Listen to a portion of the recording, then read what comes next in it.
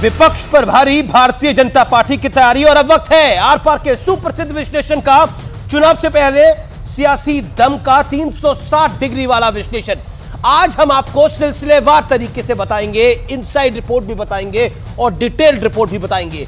2023 में 9 राज्यों में चुनाव हुआ, एनडीए 6 राज्यों में जीत का परचम लहरा पाई और विपक्षी गठबंधन 2 राज्यों में जीता। बर्ताव में आते सीटों के टारगेट पर एनडीए गठबंधन के लिए 400 प्लस का और बीजेपी के लिए 300 प्लस का टारगेट सेट किया गया है।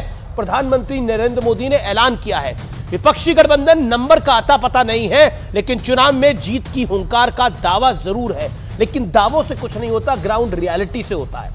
घटक दलों का भरोसा, एनडीए के पास इंडिया अलायंस से जेडीयू आरएलडी अब एनडीए का हिस्सा हो गए हैं और विपक्षी गठबंधन के कई दलों और कई दिग्गज नेताओं ने उनसे नाता तोड़ दिया है। मैं एक एक करके अगर गिनाऊंगा तो यह कार्यक्रम छोटा पड़ जाएगा। कई एमएलए छोड़ के चले गए हैं, कई फॉर्मर मिनिस्टर, कई फॉर्मर मुख्यमंत्री छोड़ के चले गए हैं। महाराष्ट्र से यूपी तक, हिमाचल तक अफरा तफरी मची हुई है, कश्मीर तक अफरा तफरी मची हुई है। उसके बाद चुनावी रणनीति, हाल ही की बात कर लेते हैं। राज्यसभा सीटों के अंदर यूपी हिमाचल में उम्मीद से ज्यादा राज्यसभा सीटें आई भारतीय जनता पार्टी की। यूपी में 7 की उम्मीद थी, 8 आई। हिमाचल में 1 की भी उम्मीद नहीं थी और वो 1 सीट बीजेपी की आई, जबकि बीजेपी के पास 25 थे और कांग्रेस के पास 40 थे।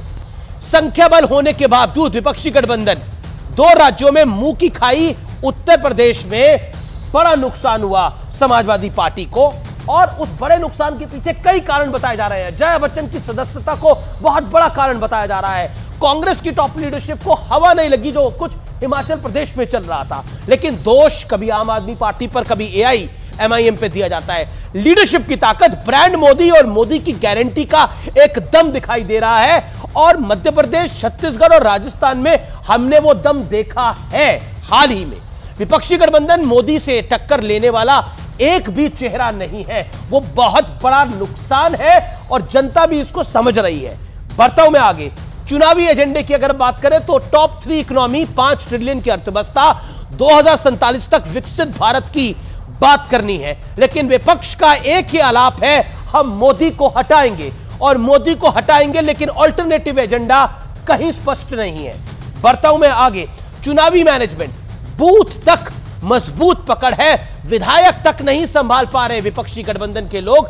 यह बहुत इंपॉर्टेंट है। आरजेडी का हाल देख लीजिए, समाजवादी पार्टी का हाल देख लीजिए, कांग्रेस के तो कहने ही क्या। बढ़ता हूं मैं आगे। लेकिन आज का बड़ा सवाल यह है और बड़ा सवाल बहुत सोच विचार के लिखा गया है। विपक्ष का हल्ला ज्यादा है लेकिन पलड़ा कमजोर है। हल्ला ज्यादा और पलड़ा कमजोर। मेरे साथ बात करने के लिए कई मेहमान हैं, कई दिग्गज नेता